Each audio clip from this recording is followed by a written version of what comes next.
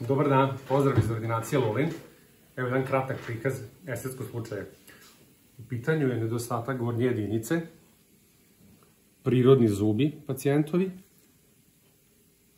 Radili smo krunicu na implantu.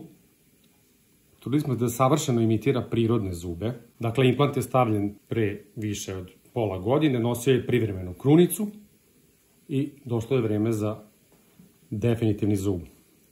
Vrlo lako se postavlja na mesto, znači šrafna metoda postavljanja zuba u implant i evo vidite rezultat. Jedna vrlo lepa krunica u estetskoj zoni koja imitira prirodno stanje. Vrlo zadovoljan pacijent, a i mi smo zadovoljni. To je bio cirkonijum na implantu.